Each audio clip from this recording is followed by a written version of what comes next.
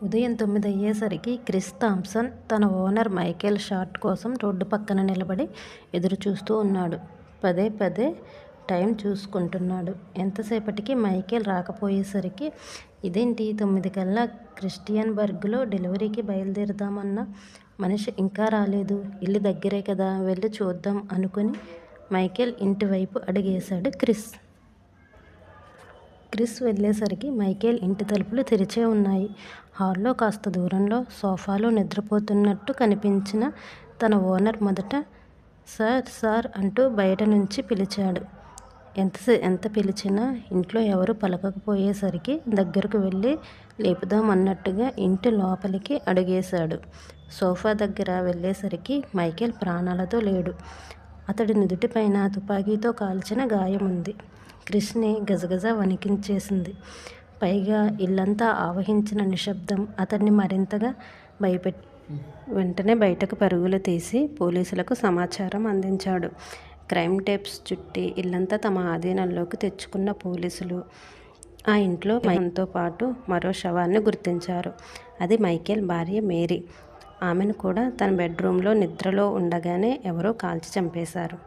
అంటే ఒకే రాత్రి జంట హత్యలు జరిగాయి. మరి కిల్లర్ ఎవరు అనే దిశలో విచారణ మొదలైంది. ఆ సమయంలో అధికారులు క్రిస్ కీలక సాక్షిగా మారారు. మైకేల్ సార్ది మొబైల్ హోమ్ మూవింగ్ బిజినెస్. అలానే చాలామంది వర్కర్స్ అతని దగ్గర పనిచేస్తున్నారు. ముందు రోజు రాత్రి 10 దాటే వరకు డెలివరీ పని మీద సార్ నాతోనే ఉన్నాడు. ఈరోజు ఉదయాన్నే 9కి క్రిస్టియన్స్బర్గ్లో డెలివరీకి వెళ్దాం, రెడీగా ఉండు అన్నాడు.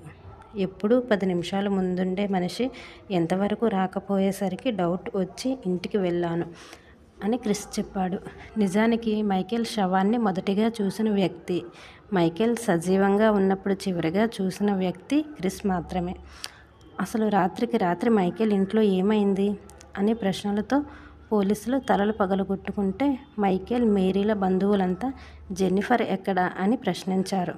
విచారణ అధికారులంతా తెల్లబోయి వారి నుంచి జెన్నిఫర్ ఎవరు అనే ప్రశ్న అప్రయత్నంగా వచ్చింది. జెన్నిఫర్ మైకేల్, మేరీల ఏకైక కుమార్తె.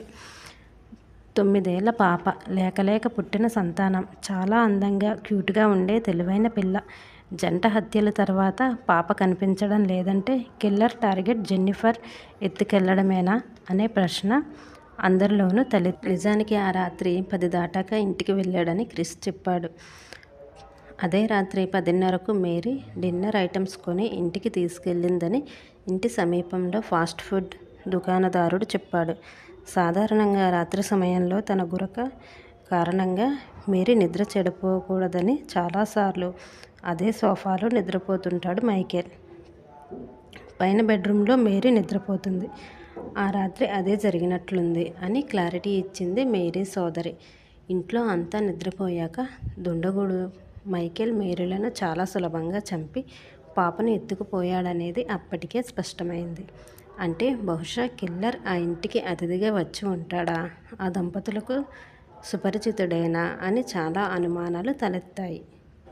మైకేల్ ఇంటి సమీపంలో ఆ రాత్రి ఎప్పుడూ చూడని తెల్ల కారు ఒకటి చూశామని కొందరు సాక్ష్యం చెప్పారు.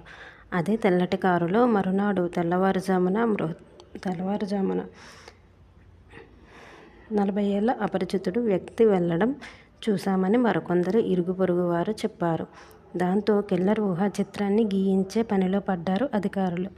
పాప కోసం దగ్గరలోని అడవిని, చుట్టుపక్కల ప్రదేశాలను జల్లెడ పట్టారు. అయినా ఆచూకీ దొరకలేదు. 2002 ఆగస్టు 15న వర్జీనియా హెన్రీ కౌంటీలో జరిగిన ఈ ఉదంతం అమెరికా వ్యాప్తంగా సంచలనంగా మారింది.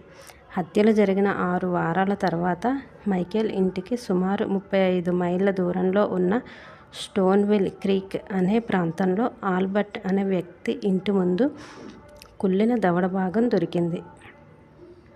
మొదట దాన్ని గమనించిన ఆల్బర్ట్ ఫ్యామిలీ ఏదో జంతు కళేబరాన్ని కుక్కలు తెచ్చి పడేసి ఉంటాయని భావించారు. పరిశీలనగా చూస్తే అది పిల్లల దవడ అని తేలడంతో వెంటనే పోలీసులకు సమాచారం అందించారు. DNA టెస్ట్లో అది జెన్నిఫర్దని తేలింది. వెంటనే మృతదేహం కోసం సమీపంలో వెతికించారు. పాడుపడిన ఒక వంతెన కింద కుళ్ళిపోయిన పాప శవం కనిపించింది.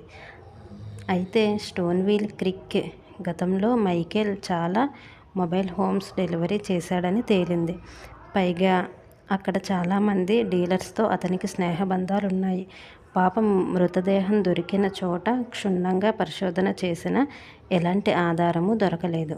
అయితే ఆ విచారణలో గ్యారిసన్ బౌమన్ అనే ఒక నేరచరిత కలిగిన వ్యక్తిని అదుపులోకి తీసుకుని విచారించారు. చివరకు సరైన ఆధారాలు లేకపోవడంతో అతన్ని విడిచిపెట్టారు. రాత్రికి రాత్రి ఎవరైనా సీరియల్ కిల్లర్ రహస్యంగా ఇంట్లోకి దూరి ఘాతుకానికి ఒడిగట్టాడా, లేక నిజంగా ఆ క్రూరుడు పథకం ప్రకారం మైకేల్ ఫ్యామిలీని మోసం చేసి మట్టుపెట్టాడా అనేది తెలియలేదు. దాంతో 20 ఏళ్లు గడిచిపోయినా ఈ ఉదంతం నేటికీ మిస్టరీగానే మిగిలిపోయింది.